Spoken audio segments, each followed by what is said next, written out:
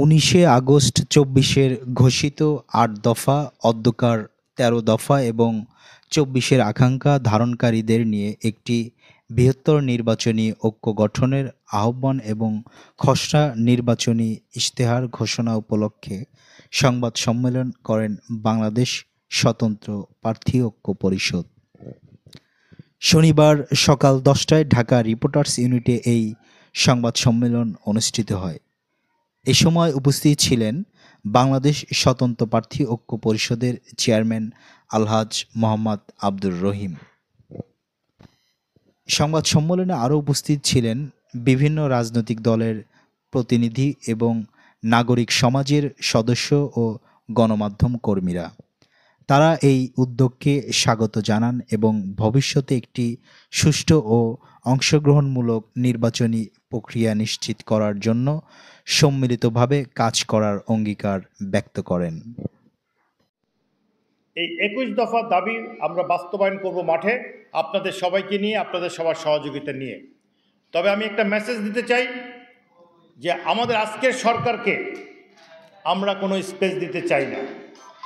আমরা আজকের সরকারকে বলতে চাই যে আপনাদেরকে হানিমুন পিরিয়ড আমরা দিয়েছি, এখন আপনাদেরকে বাস্তবতায় ফিরে আসতে হবে।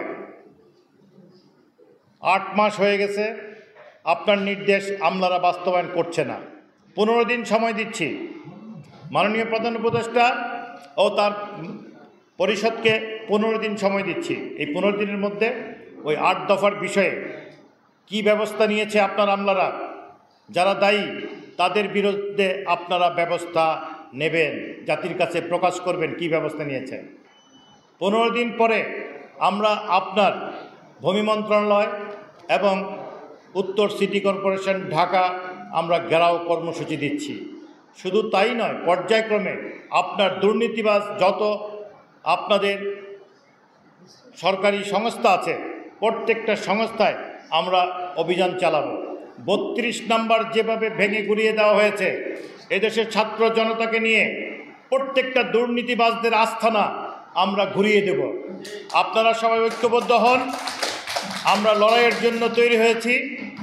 আমরা ছাত্র জনতাকে বলছি এই লড়াই চলছে, চলবে। আমরা আর নতুন কোনো ফেসিবাদকে এই বাংলাদেশে আমরা আস্থানা গড়তে দেব না। সেই সঙ্গে পুরনো ফেসিবাদ হাসিনা এই সুযোগে বাংলাদেশে আবার ফিরে আসবে, সেই পদও আমরা বন্ধ করে দেব। কাজেই আমার বলার অনেক কিছু ছিল, আমি আগেই বলেছি। এটা আমাদের ২১ দফা আমরা পঠিত হয়েছে, আমরা জানি, দেখেছি। যারা ছিলেন রাষ্ট্র ক্ষমতায় তাদেরকে তো আমরা ফেরত চাই না, তারা আবার রাষ্ট্রীয় দায়িত্বে আসুক, সেটা আমরা চাই না। এটা হলো ১ নম্বর। কেন চাই না সেটা আমি একটু আগে বলে গেছি। আমার জীবন, আমার শৈশব থেকে আজকের পর্যন্ত এই ৫৩ বছর এই রাষ্ট্র ব্যবস্থা, বিচার বিভাগ এবং অন্যান্য যারা পরিচালনা করেছেন তাদের কাউকে চাই না, কারণ তারা ব্যর্থ হয়েছিল। আজকে যেহেতু একটা ২৪-এর আন্দোলনের মাধ্যমে আমরা নতুন স্বপ্ন দেখেছি, সেই জায়গা থেকে ইউনূস সরকারের ব্যর্থতা হলে তাকে ছুঁড়ে ফেলে দেব। ইউনূস সরকার ব্যর্থ হলে তাকে আমরা ছুঁড়ে ফেলে দেব, তাদের কাছে আমরা মুচলেখা দেইনি। এটা আমাদের স্বপ্নের সরকার, কিন্তু ৮ মাসে তারা আমাদের স্বপ্নকে নষ্ট করা শুরু করেছে। তাদেরকে সঠিক পথে আসতে হবে, সঠিক পথে আনার জন্য আজকের এই সংবাদ সম্মেলন। আমরা যদি কথা না বলি, কথা কে বলবে? চাটুকাররা বলবে? তার চারিপাশে চাটুকার বসে গেছে। তিনি মিটিং করেন কাদেরকে নিয়ে? কিছু সুনির্দিষ্ট রাজনৈতিক পুরনো সেই ৫৩ বছরের কিছু নেতা বা দল, তাদেরকে নিয়ে সে মিটিং করে। তা ৫৩ বছর যদি তাদেরকে নিয়ে তারা মিটিং করে, এই দেশ তো আগাবে না। আপনাকে এই ২৪-এ যারা আন্দোলন করেছে, সংগ্রাম করেছে, যারা সত্যিকারে ত্যাগ স্বীকার করেছে, তাদের কতজনকে চিনে এই সরকার? কতজনকে ডেকেছে? কতজনের সাথে কথা বলেছে? সিভিল সোসাইটিকে কতজনকে ডেকেছে? আমাদেরকে কাগজে পত্রে আমাদের সাথে খেলাধুলা করতেছে এই সরকার। তার মানে হয় এই সরকারকে আমরা চিনতে শুরু করেছি, এই চেনাটা আমাদের আরও কিছুদিন সময় লাগবে। ১৫ দিন পরে আমরা এই সরকারকে ১৫ দিন সময় দিয়েছি। এর মধ্যে সে যদি তার সংশোধন করে তার রাষ্ট্র ক্ষমতার ব্যাপারে সে যদি সঠিক পদক্ষেপ নিতে ব্যর্থ হয়, তারপরে আমরা আরও কর্মসূচি আমরা দেব, আরও কথা বলবো। তবে আপনার প্রশ্নের উত্তরে লাস্টে বলবো যে দেখুন, আমাদের সামনে এই সরকার ছাড়া এত কিছুর পরে এই মুহূর্তে বিকল্প তেমন কিছু নাই। কেন নাই? এই সরকারকে আমাদেরকে গাইড করে চালাতে হবে, দাবি দিয়ে ধাক্কা দিয়ে ধাক্কা দিয়ে ধাক্কা দিয়ে চালাতে হবে। এই সরকার যখন ক্ষমতায় আসে তখন তারা জানতো না যে তারা ক্ষমতায় আসতেছে, হঠাৎ করে তারা ক্ষমতা পেয়ে গেছে স্বপ্নের মতো। ফলে এই হাসিনা রেখে দেওয়া এবং পূর্বসূরিদের রেখে দেওয়া যে একটা বিশাল বড় আমলাতন্ত্র, এই আমলাতন্ত্র সহ তাকে কিন্তু সরকার চালাতে হচ্ছে। যেই ভুলটা আমরা করব না, আমরা বাংলাদেশে জনগণের ভোটে যখন ক্ষমতায় আসবো ইনশাল্লাহ, প্রথম 7 দিনের মধ্যে আমরা দুর্নীতিবাজ সকল আমলাদেরকে চাকরিচ্যুত করব। 7 দিনের মধ্যে কিভাবে করব? আমরা এখন থেকে তাদের দুর্নীতির খতিয়ান প্রাথমিক তদন্ত করে আমরা নিশ্চিত হয়ে যাচ্ছি, তাদের লিস্ট তৈরি করা হচ্ছে। একইভাবে আবার সেই শূন্য জায়গাতে আমরা কিন্তু যোগ্য লোককে নিয়োগ দেব, তাদের নিয়োগ প্রক্রিয়াও কিন্তু আমরা এখন থেকে প্রসেস করা শুরু করে দিয়েছি। তার মানে যেদিন জনগণের ভোটে আমরা ক্ষমতায় যাব, 7 দিনের মধ্যে দুর্নীতিবাজ বিদায়, সেখানে যোগ্য লোককে দেব।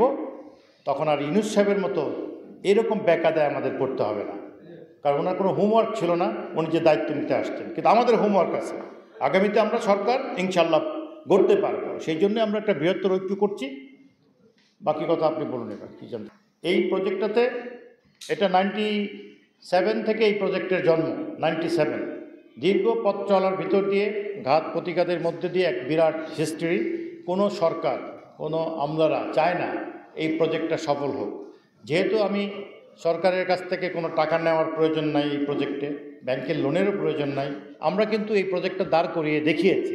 আপনাদেরকে আমি আমন্ত্রণ জানাবো, বাংলাদেশে বিশেষ করে ঢাকা শহরে মিরপুর 14 নম্বর ভাসানটেক এলাকায় ভাসানটেক পুনর্বাসন প্রকল্প নামে 15,024টি পরিবারকে পুনর্বাসন করার জন্য এই প্রকল্পটা নেওয়া হয়েছে। এটা একটা পাইলট প্রজেক্ট, কাজে এটা অলরেডি প্রজেক্টটা আছে। আর সরকারের দায়িত্ব হলো এই প্রজেক্টটা যাতে মুখ উঁচু করে দাঁড়াতে না পারে, কারণ এটা দাঁড়ালে বাংলাদেশ সরকার বনাম ভাসানটেক প্রকল্পের ব্যবস্থাপনা এই দুটার মধ্যে একটা ওপেন চ্যালেঞ্জ আসতেছে। সেই চ্যালেঞ্জটা আমি একটু আগে বলছি যে বাংলাদেশ সরকার ভর্তুকি দেয় কোথায়? বিদ্যুৎ ব্যবস্থায়। কিন্তু ভাসানটেক প্রজেক্টের জনগণ যে বিদ্যুৎ নিবে সেটা আমাদের নিজস্ব বিদ্যুৎ আমরা প্রডিউস করে দিচ্ছি। তাহলে সেই বিদ্যুৎটাতে কিন্তু সরকারের কোনো 1 টাকা ভর্তুকি নেই সেখানে। এইভাবে সিটি কর্পোরেশনের জন্য বাংলাদেশ সরকার কি করে? থোক বরাদ্দ দিচ্ছে, কিন্তু আমাদের ওখানকার সিটি কর্পোরেশনের ইন্টারনাল সমস্ত ব্যবস্থাপনা আমাদের প্রতিষ্ঠান করছে, সেখানে সরকার কিন্তু বরাদ্দের 1 টাকা আমাদেরকে দেয় না। এইভাবে একটা স্বয়ংসম্পূর্ণ একটা এলাকার ডেভেলপমেন্ট কিভাবে করা যায় এটা একটা মডেল বানানো হয়েছে। যেহেতু এটা মডেল বানানো হয়েছে, আমি আজকে মিডিয়ার মাধ্যমে বলবো, এই মডেলটা আপনারা ইচ্ছা করলে কপি করে অন্য অন্য জায়গায় বানাতে পারেন।